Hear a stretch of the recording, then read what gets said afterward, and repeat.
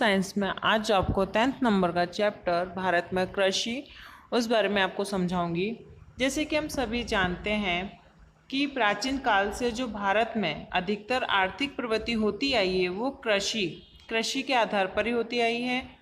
और आज भी भारत की जो अर्थव्यवस्था है उस अर्थव्यवस्था का मुख्य आधार है वो भी कृषि पर ही रहा है। इसलिए जो खेती है वो एक महत्वपूर्ण संसाधन मानी जाती है। संसाधन अर्थात क्या होता है कि मनुष्य जिन साधनों का उपयोग करता हो वो संसाधन कहलाता है। जैसे कि प्राकृतिक बहुत सारी वस्तुएं हैं, ठीक है, संसाधन के रूप में। लेकिन संसाधन क्या है, जैसे कि हम कहते हैं कि जो जमीन से कोयला है, खनिज तेल जो प्राप्त होते हैं वो सारे प्राकृतिक संसाधन है। पर प्राकृतिक संसाधन है तो संसाधन उसे इसलिए कहा गया है क्योंकि मनुष्य उसे अपनी आवश्यक वस्तुओं में उसे उपयोग में ले रहा है। तो इस तरह से जो खेती है वो भी एक महत्वपूर्ण संसाधन मानी जाती है।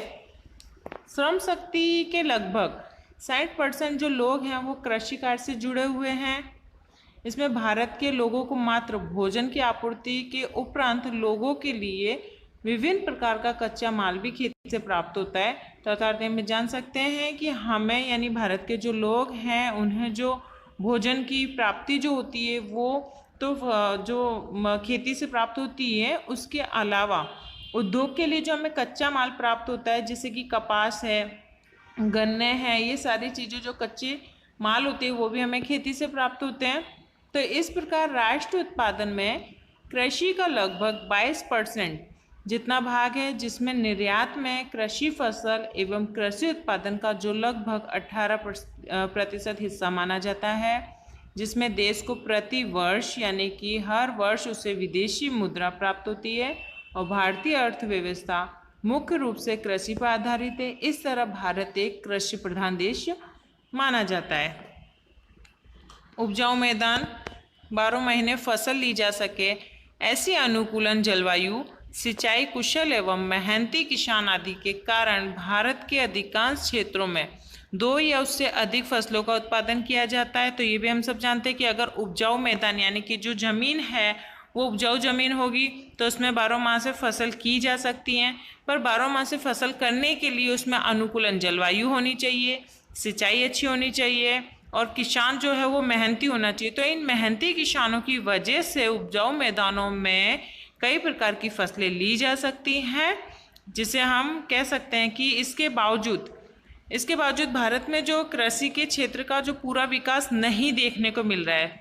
तो मतलब कहा जाता है कि उपजाऊ मैदान होने के बावजूद भी, किसान मेहनती होने के बाद भी क्षेत्रों में मतलब कृषि का पूरा विकास नहीं देखने को मिल रहा है। तो किस कारण से? तो उसका रीज़न ये है कि भारतीय जो किसान है वो अभी भी काफ़ी भारतीय किसान ऐसे हैं जो गरीब और निरक्षर अर्थात पढ़े लिखे नहीं हैं। तो सिंचाई की कम सुविधा होना, अनियमित और अनिश्चित वर्षा होना, अधिक जनसंख्या होना, फिर बड़े परिवार होना, उसके अलावा जो छोटे आकार में खेत होना।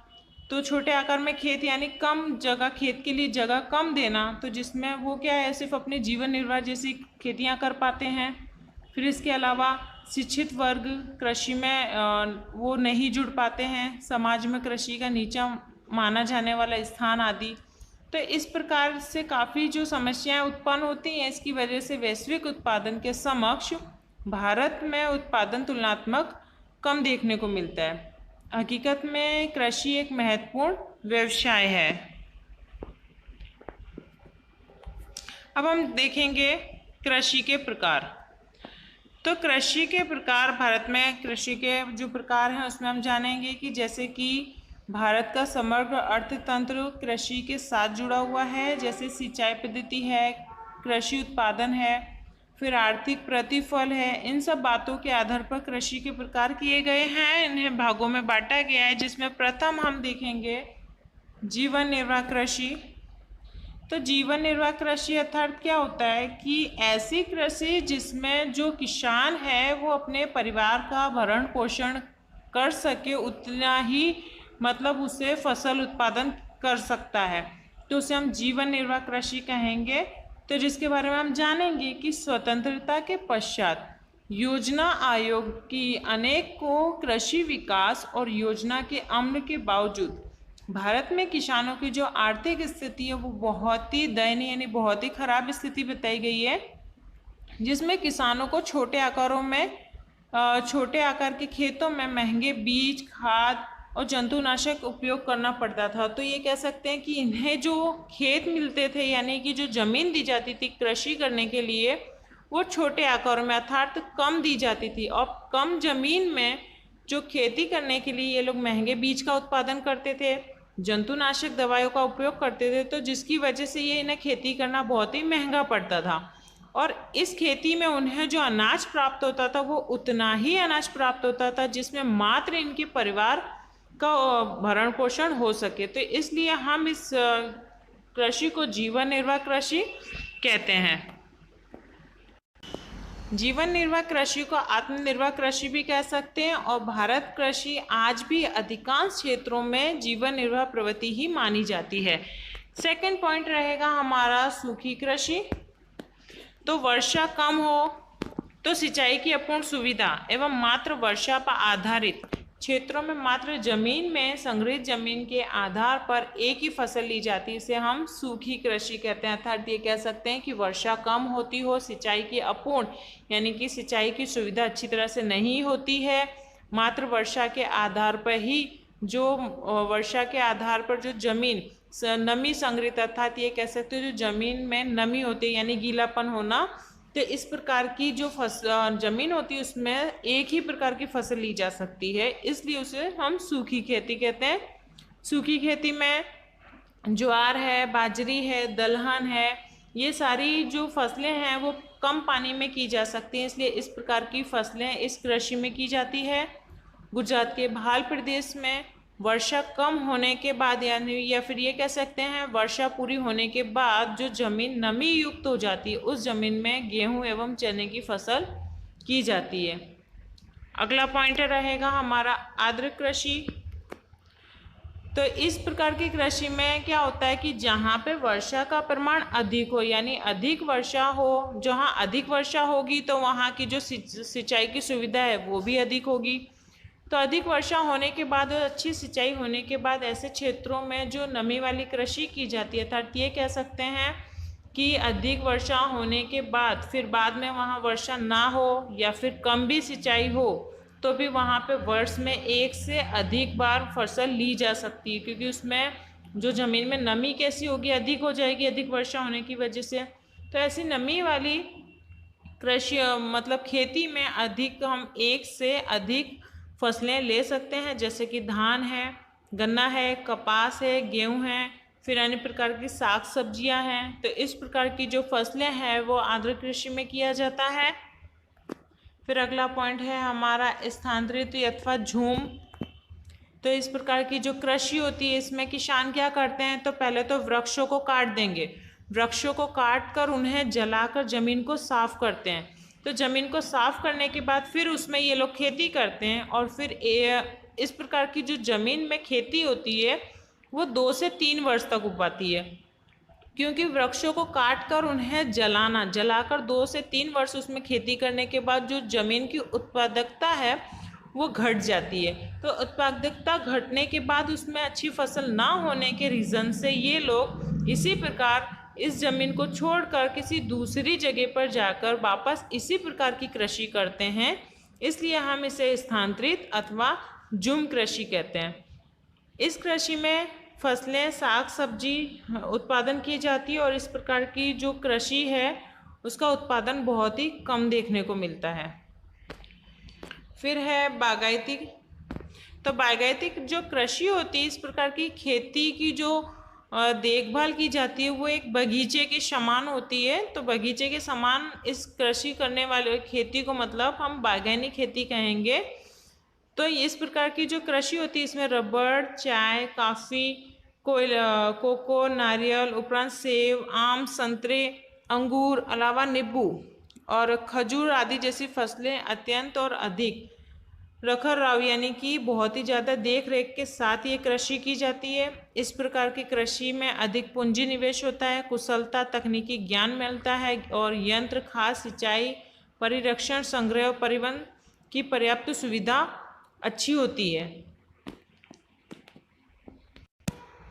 फिर अगला पॉइंट है हमारा सघन कृषि। जहाँ सिंचाई की सुविधा बढ़ी है वहाँ रासायनिक खाद, जंतुनाशक एवं विविध प्रक्रिया यंत्र के व्यापक उपयोग से कृषि में यांत्रिकरण आया है। तो इस प्रकार की जो कृषि है उसे हम सघन कृषि कहेंगे, जिसमें नकदी फसलों का अधिक उत्पादन किया जाता है।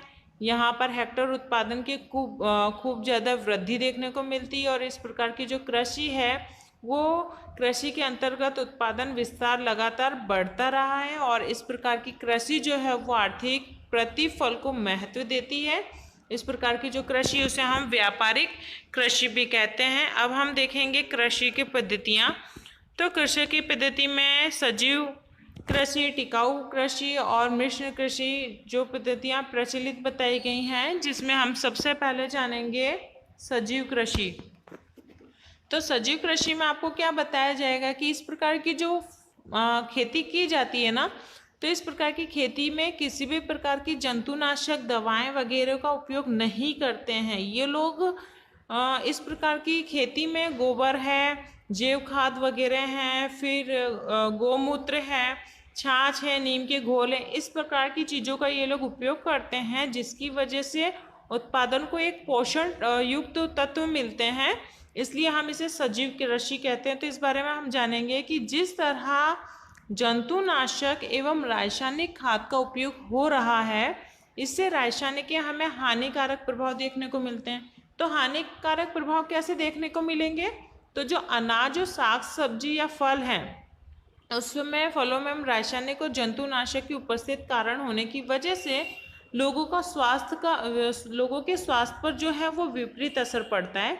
इसके अलावा जो जंतुनाशक दवाएं वगैरह हम डालते हैं, रासायनिक खाद हम डालते हैं, उसकी वजह से पर्यावरण को भी अधिक नुकसान मिलता है, क्योंकि ज़मीन की जो उत्पादकता है वो घटने लगती है, जिसके बाद उसमें अधिक बार फसल नहीं कर सकते और अच्छी फसल का उत्पादन नहीं हो पाता है, जिसके कारण लंबे समय के बाद ज़मीन की फसल का उत्पादन और गुणवत्ता क्या होती है, घट जाती है। तो सजीव कृषि अर्थात क्या होगा? तो यहाँ देखो आपको ये दिया हुआ है, सजीव कृषि अर्थात ऐसी कृषि पद्धति जिसमें यूरिया या अन्य प्रकार की रासायनिक खादों एवं जंतुनाशक दवाओं का उपयोग नहीं किया जाता है फसल के पोषक के लिए। तो फसल को पोषण मिले उसके लिए गोबर की खाद, जैविक खाद और कंपोस्ट खाद का उपयोग किया जाता है और फसल का संरक्षण हो यानी कि उनकी सुरक्षा के लिए गौमूत्र, नीम का घोल और छाछ, इन सब चीज़ों का उपयोग किया जाता है। इससे क्या होता है कि कृषि का जो उत्पादन है उसके उत्पादन को एक पोषण युक्त मिलता है, जिसकी वजह से प्राकृतिक खाद बहुत ही मिठास और खुशबू वाली होती है। इसमें अधिकतर खनिज, विटामिन एवं जीवन शक्ति देने वाले तत्व होते हैं और जैविक कृषि उत्पादन की वर्तमान में बहुत मांग बताई है, इसलिए किसान को यहाँ से एक अच्छा मतलब प्रतिफल भी मिलता है, इसलिए हम इसे सजीव कृषि कहते हैं।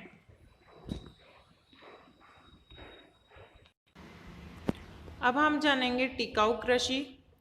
तो टिकाऊ कृषि अर्थात ऐसी कृषि जिसमें ज़मीन का जो उपजाऊपन है वो लंबे समय तक रहता है। तो लंबे समय तक रहने का रीज़न ये है कि उसमें फसल फेदर बदल पोषण के लिए जो रासायनिक खाद की आवश्यकता जितना ही उपयोग और कीटक एवं खरपतवार नियंत्रण के लिए जंतुनाशक के बदले ये लोग क्या करते हैं, जैविक नियंत्रण और जल संरक्षण आदि बातों का विशेष ध्यान रखते हैं, जिसकी वजह से कृषि जमीन की उत्पादकता बढ़ी रहती है, इसलिए इसे उपजाऊपन जो है वो लंबे समय तक बना रहता है इसमें ज़मीनों में, इसलिए हम इसे टिकाऊ कृषि कह सकते हैं। फिर लास्ट दिया है मिश्र कृषि। तो मिश्र कृषि अर्थात क्या होगा कि इस प्रकार की जो कृषि में खेती के साथ साथ पशुपालन अर्थात पशुओं का पालन करना, पशुओं को पालना, फिर मुर्गा बतख का पालन करना, मधुमक्खी एवं मत्स्य पालन प्रवृत्तियाँ की जाती हैं, इसलिए मिश्र कृषि कहते हैं। जैसे कि पशुपालन यानी कि गाय बकरी वगैरह पाल कर इनका दूध बेचना, उसके दूध से मक्खन वगैरह बना के बेचना, फिर मुर्गा और बतख है इन सब के अंडे बेचना, मधुमक्खी के द्वारा मध तैयार करना और मत्स्य यानी घर के ये लोग ज़्यादातर अधिकतर दक्षिण तरफ देखा जाए तो घर के पीछे ये लोग तालाब बनाकर उस छोटे तालाब में ये लोग मछलियाँ पालते हैं, जिससे वो लोग मत्स्य का उद्योग कर सकें। तो इस प्रकार की जो कृषि होती है उसे हम मृष्ण कृषि कहते हैं। इसके बाद हम जानेंगे भारत में कृषि उत्पादन के क्षेत्र। तो भारत में जो ऋतु के संदर्भ में देखा जाए तो ऋतु के संदर्भ में खेती को 3 भागों में बांटा गया है, जिसमें खरीफ, रबी और जायद फसलें होती हैं, जिसमें खरीफ अर्थात वर्षा, रबी अर्थात ठंडी और जायद अर्थात गर्मी। तो इस प्रकार की फसलें की जाती हैं, जिसमें हम खरीफ फसल जानेंगे। तो जैसे हमने बताया कि खरीफ अर्थात तो वर्षा वाली फसल, तो वर्षा ऋतु में जो फसलें ली जाती हैं उसे हम खरीफ फसल कहेंगे। इस फसल का जो समय है वो जून, जुलाई और अक्टूबर और नवंबर, ये 4 महीने होते हैं, जिसमें धान, मक्का, ज्वार, बाजरी, कपास, तिल, मूंगफली, मूंग और मसूर इस प्रकार की खरीफ फसलें की जाती हैं। सेकेंड है हमारा रबी अर्थात ठंडी फसल।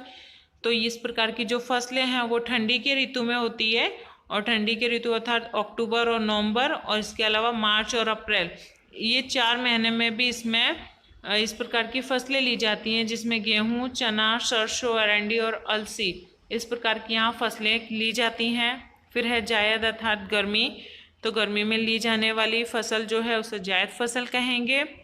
इस फसल का जो समय है वो मार्च से जून तक होता है, अर्थात ये कह सकते हैं अधिक गर्मी वाला समय। फिर इसमें जो फसलें ली जाती हैं वो हैं धान, मक्का, मूंगफली, तिल, बाजरी, तरबूज, ककड़ी, खरबूजा। तो इस प्रकार की जो फसलें हैं ये गर्मी के सीजन में ली जाने वाली फसलें हैं।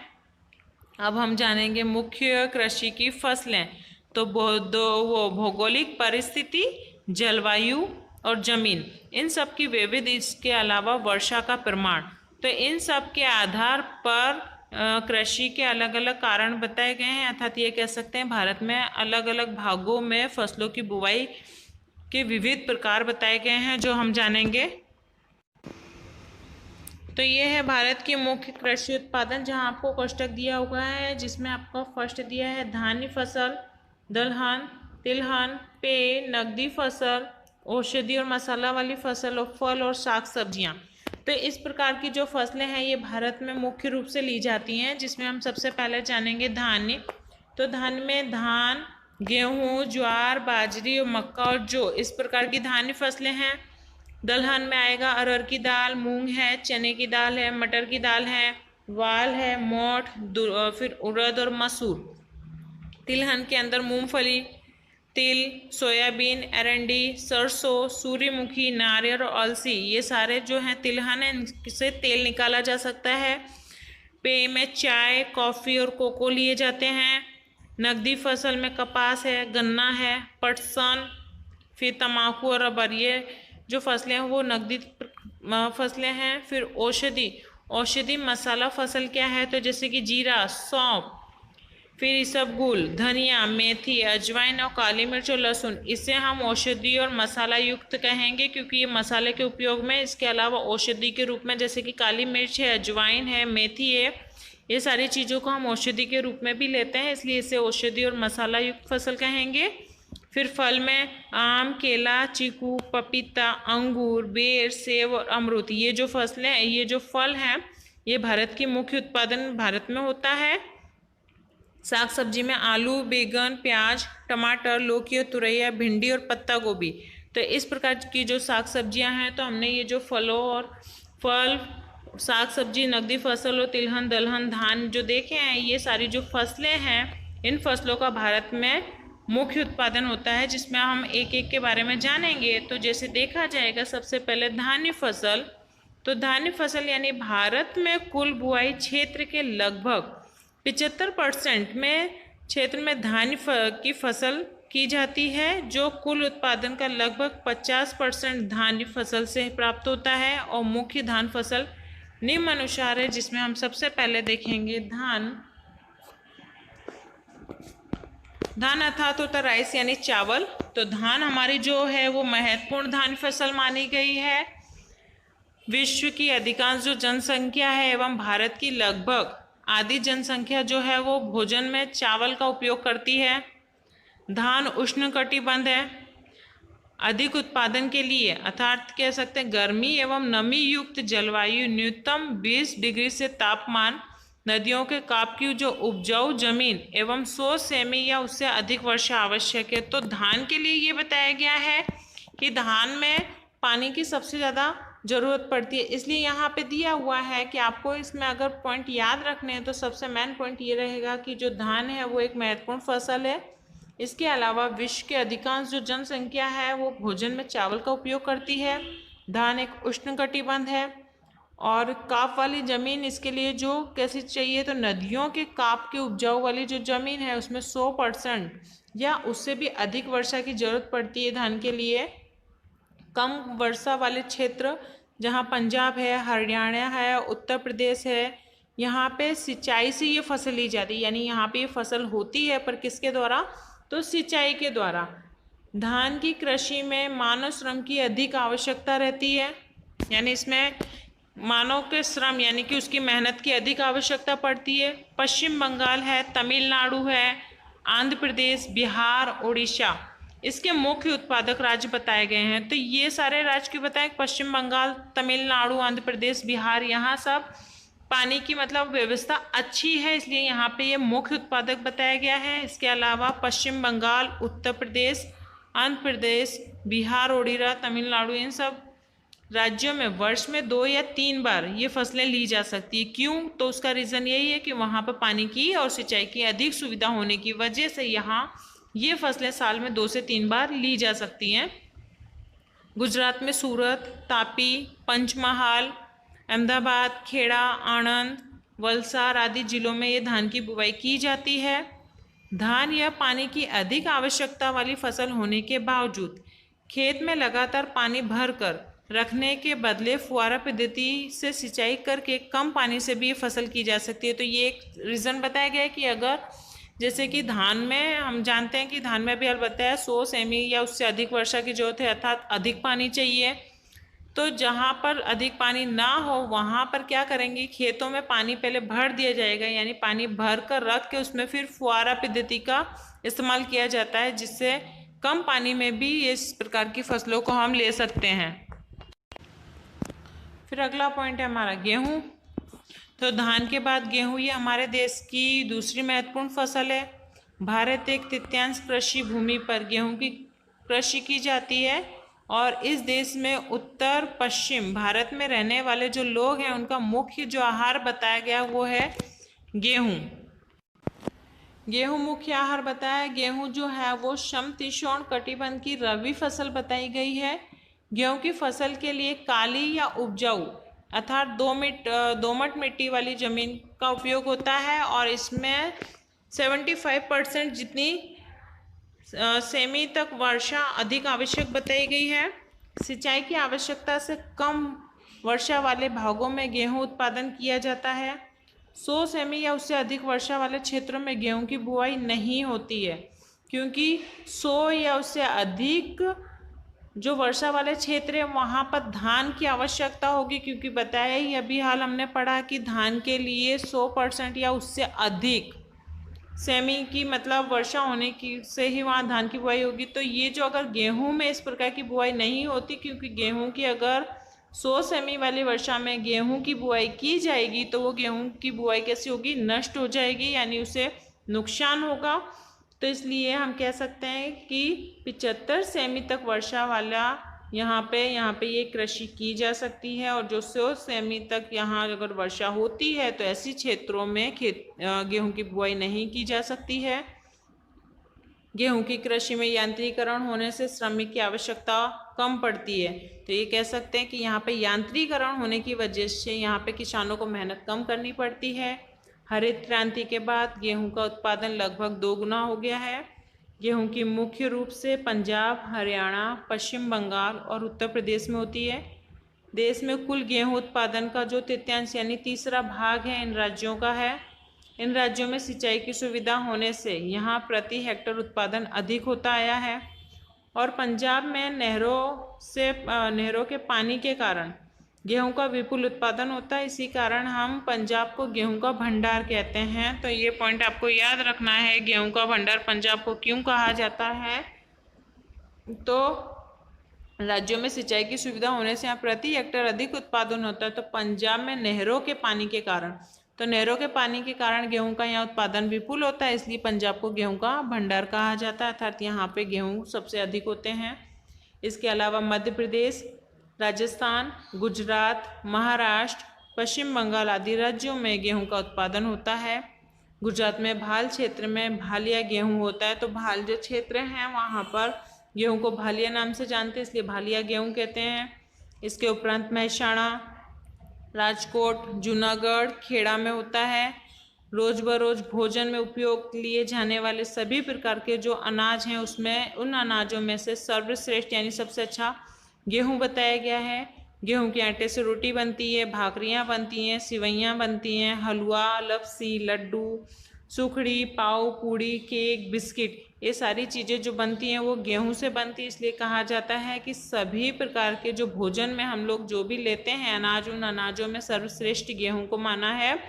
सभी प्रकार के अनाजों में गेहूं जो है वो एक पौष्टिक तत्व अधिक देता है, इसलिए इन अनाजों का राजा जो है उस राजा को हम गेहूं कहते हैं, यानी कह सकते हैं अनाजों का राजा गेहूं होता है। ज्वार, बाजरी, मक्का एवं जो भी भारत के उत्पादित किए जाने वाले मुख्य अनाज और धान्य माने जाते हैं। अब हम ज्वार के बारे में जानेंगे। ज्वार जो है वो गेहूं एवं धान के बाद ज्वार भारत की सबसे अधिक उत्पादन होने वाली धान है, जो दक्षिण के पठारी प्रदेश में शुष्क एवं कम वाले विस्तार में इस फसल के बड़े पैमाने पर बुवाई की जाती है। यानी कह सकते हैं कि जो ज्वार है वो कम वर्षा वाले विस्तारों में ली जाने वाली फसल है। ज्वार खरीफ एवं रबी फसल है। इससे 25 डिग्री से 30 डिग्री तापमान और 50 सेमी वर्षा, काली एवं दोमट मिट्टी की जमीन अनुकूलन मानी जाती है। यानी इस प्रकार की यहाँ पे फसलें लेने के लिए 25 से 30 तापमान होना चाहिए और 50 सेमी इसमें वर्षा होनी चाहिए। इसके अलावा जो मिट्टी है वो काली मिट्टी या दोमट मिट्टी, इस प्रकार की मिट्टी में ये जमीन जो है, इस प्रकार की जमीन में ये फसल जो है वो अनुकूलन मानी जाती है, यानी अच्छी फसल की जा सकती है। इसके अलावा महाराष्ट्र, कर्नाटक, आंध्र प्रदेश, तमिलनाडु, गुजरात राज्यों में इसका अधिक उत्पादन किया जाता है। जहां गुजरात में सबसे अधिक बुवाई जो है वो सूरत और तापी जिले में होती है। ज्वार हरे पशु और चारे के लिए विशेष रूप से उपयोगी माना जाता है। अब हम जानेंगे बाजरी। तो बाजरी श्रमिकों का अनाज माना जाता है। इसमें भी 25 से 30 डिग्री तापमान होना चाहिए और 40 से 50 सेमी वर्षा होनी चाहिए। इस प्रकार की जो फसलें ली जाती हैं वो रेतीली ज़मीन जो है वो इस फसल के लिए योग्य मानी जाती है। जो राजस्थान, गुजरात, उत्तर प्रदेश, महाराष्ट्र आदि जो राज्य हैं इसमें ये फसलों का मुख्य उत्पादन होता है। जहाँ पर आप देखेंगे कि जो गुजरात में बाजरे की जो बुवाई है वो सबसे प्रथम जगह बताई गई बनासकाठा जिला। तो बनासकाठा जिला में अग्रसर यानी सबसे प्रथम माना गया है कि यानी बाजरे की सबसे ज़्यादा उत्पादन होता है बनासकाठा में। फिर हम देखेंगे मक्का। तो मक्का जो है वो धान्य खरीफ फसल है। धान्य एवं गेहूं के बाद विश्व में मक्का की सबसे अधिक बुवाई की जाती है। मक्के की जो फसल है वो पर्वतीय क्षेत्र में अधिक होती है। वहाँ ये लोग मुख्य भोजन लेते हैं, यानी पर्वतीय क्षेत्र में जो लोग रहते हैं उनका मुख्य जो भोजन है वो मक्का है। मक्के में मुख्य रूप से स्टार्च, तेल, प्रोटीन, बायोफ्यूल जैसे घटक हैं और इनके होने से इसका औद्योगिक उत्पादन में उपयोग होता है। मक्के की जो फसल है वो ढलान वाली यानी पर्वतीय स्थल बताया गया है कि इस प्रकार की जो फसल है वो पर्वतीय स्थल पे होती है। तो आप समझ जाइए कि इस प्रकार की जो फसल है वो कहाँ होगी, तो ढलान वाली और काली, कड़ी, पथरीली। इसके अलावा पानी के नितार वाली ज़मीन माफिक होती है। तो नितार वाली ज़मीन क्यों कहेंगे, क्योंकि पहाड़ी इलाका है। तो पहाड़ी इलाके में अगर ढलान वाली जगह होगी तो वहाँ पर ये फसल की जाएगी। तो पानी क्या होगा, वहाँ सीधा पानी, अगर ऊपर जैसे पानी है तो पानी नीचे आ जाएगा, इसलिए उसे नितार वाली ज़मीन कहेंगे। तो इस प्रकार की जो ज़मीन यहाँ माफिक होती है 50 से 100 सेमी वर्षा और 21 से 27 डिग्री इसमें जो तापमान बताया गया है। इसके अलावा पशु आहार, लावा यानी धानी एवं मक्के के तेल से इसका उपयोग बढ़ता रहा है, जिसमें राजस्थान, उत्तर प्रदेश, बिहार, मध्य प्रदेश, पंजाब, जम्मू कश्मीर, हिमाचल प्रदेश, कर्नाटक एवं आंध्र प्रदेश जो है वो इसके मुख्य राज्य हैं जहाँ पर मक्का का उत्पादन होता है, जिसमें गुजरात के पंचमहाल, दाहोद, साबरकांठा एवं अरावली में मक्का की बुआई सबसे अधिक की जाती है। नेक्स्ट पॉइंट रहेगा हमारा दलहन। तो शाकाहारी लोगों के लिए दलहन प्रोटीन का मुख्य स्रोत बताया गया। शाकाहारी यानी जो लोग मांस, मच्छी वगैरह नहीं खाते हों, सिर्फ शाकाहारी यानी शुद्ध सब्जी वगैरह ही लेते हैं, उन्हें हम शाकाहारी कहेंगे। तो ऐसे शाकाहारी लोगों के लिए जो दलहन है यानी दाल है वो प्रोटीन का मुख्य स्रोत है, जिसमें अरहर यानी जिसे हम तुअर की दाल कहेंगे, तो अरहर, मूंग, चना, मटर, उड़द और मोठ और दलहन माने जाते हैं। अरहर और तुअर और मूंग ये मोठ खरीफ फसल मानी जाती है, जिसमें चना, मटर एवं मसूर रबी फसलें हैं। अधिक वर्षा वाले क्षेत्र के अलावा लगभग सभी राज्यों में दलहन की बुवाई की जाती है। तो यानी ये कह सकते हैं कि दलहन की जो बुवाई करने के लिए अधिक वर्षा की ज़रूरत नहीं होती, इसलिए जहाँ पर अधिक वर्षा होती है उन क्षेत्रों को छोड़कर बाकी सभी क्षेत्रों में दलहन की बुवाई की जा सकती है, अर्थात होती भी है। मध्य प्रदेश, राजस्थान, उत्तर प्रदेश, महाराष्ट्र, ओडिशा, बिहार और आंध्र प्रदेश यहाँ पे मुख्य उत्पादक किए जाते हैं दलहन के। गुजरात में अरहर, वडोदरा जिले में मूंग और कच्छ और एवं उड़द की पाटन जिले में सर्वाधिक बुवाई की जाती है। यानी इन जगह पर ये चीज़ों की बुवाई बताई गई है, जिसमें दलहन की फसलों के द्वारा नाइट्रोजन की जमीन में पुनः स्थापन हुआ है। इससे धान फसल के साथ उनके बाद जमीन का उपजाऊपन बनाए रखने के लिए फसल अंतर्गत में बुवाई भी की जाती है। अब यहाँ कुछ जानने योग्य बातें बताई गई हैं, जिसमें गुजरात में बोई जाने वाली तृणधान यानी कि हरे धान्य में देखा जाए तो फसलों में रागी जो है वो मुख्य स्थान बताया गया है। तो रागी एक प्रकार की फसल बताई गई है। जो रागी पर्वतीय प्रदेश में रहने वाले जो आदिवासी लोग होते हैं उनके लिए ये जो रागी फसल है ये मुख्य भोजन मानी जाती है। गुजरात एवं समग्र देश में बोई जाने वाली विविध तृणधान्य फसलों में रागी प्रति हेक्टेयर उत्पादन जो क्षमता है इसकी वो सबसे अधिक मानी गई है। रागी को अंग्रेजी में फिंगर मिलेट या अफ्रीकन मिलेट कहते हैं और गुजरात में इसे बावटा के नाम से जाना जाता है। रागी पोषण तत्वों से भरपूर तृणधान्य मानी गई है और इसके दोनों में प्रोटीन और खनिज तत्व एवं विटामिन का जो विशेष प्रमाण पाया जाता है।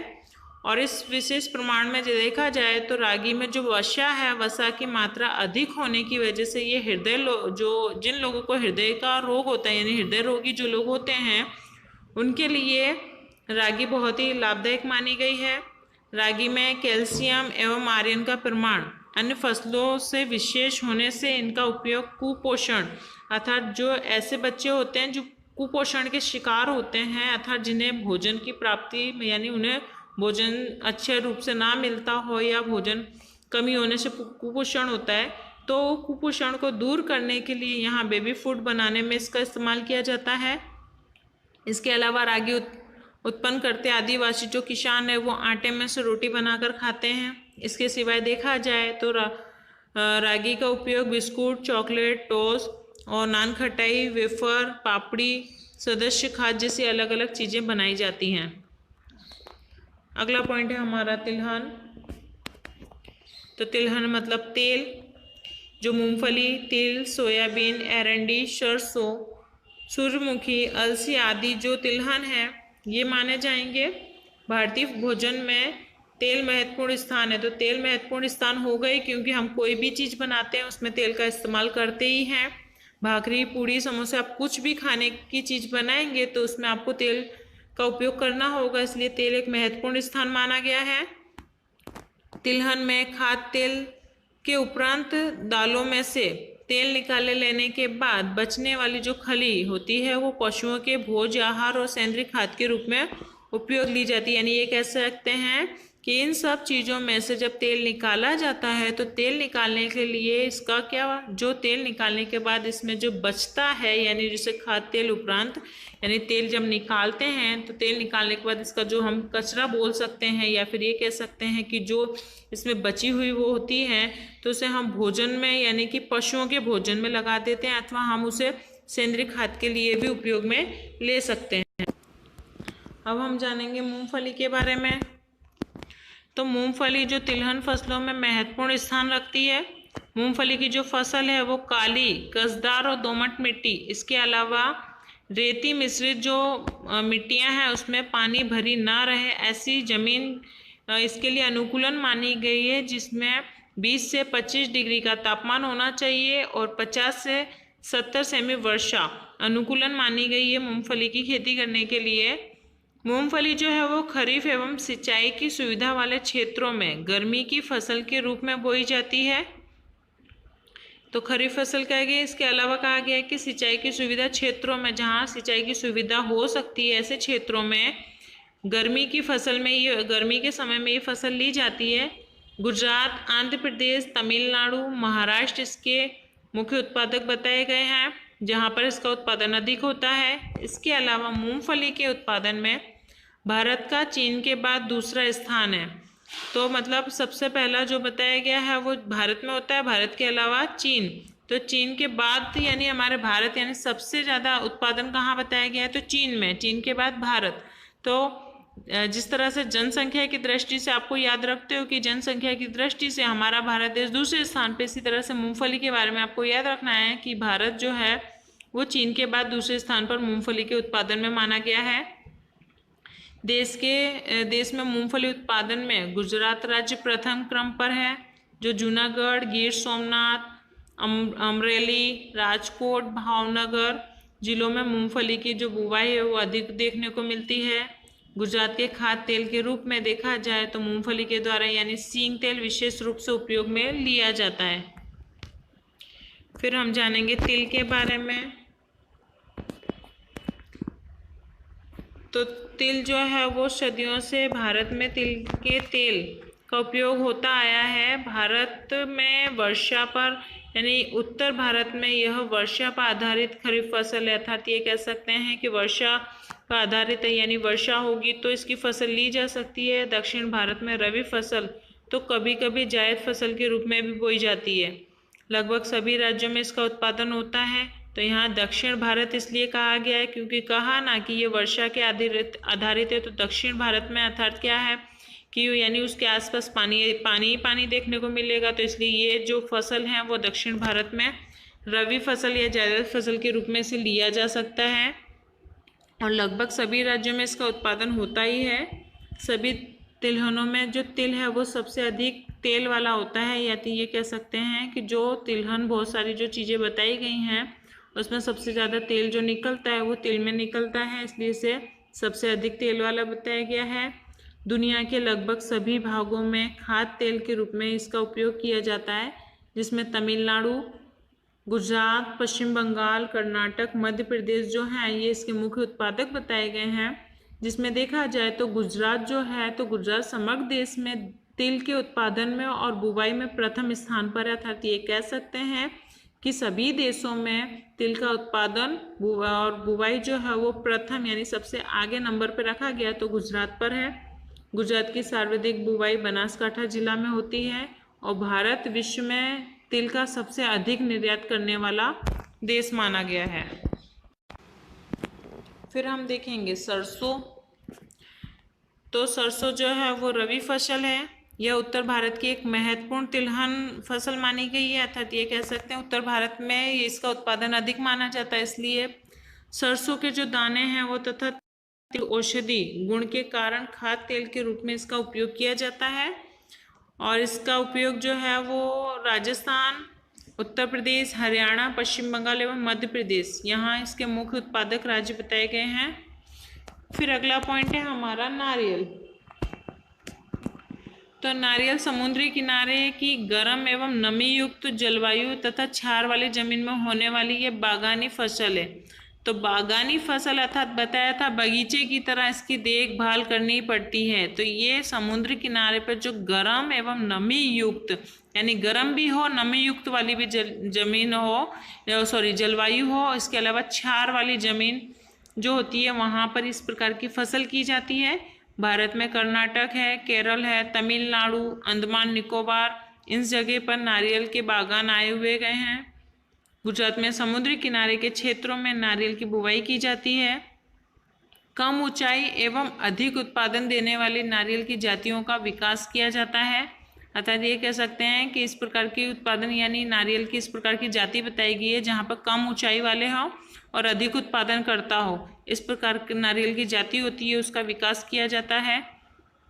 दक्षिण भारत में नारियल की गरी का तेल यानी कॉपरेल कहते हैं हम इसे, तो गरी का तेल खाद्य तेल का उपयोग में होता है। नारियल का जो पानी है वो स्वास्थ्यवर्धक पेय के रूप में किया जाता है, यानी ये कह सकते हैं इसका जो पानी है वो स्वास्थ्य के लिए यानी पीने के लिए उपयोगी माना गया है।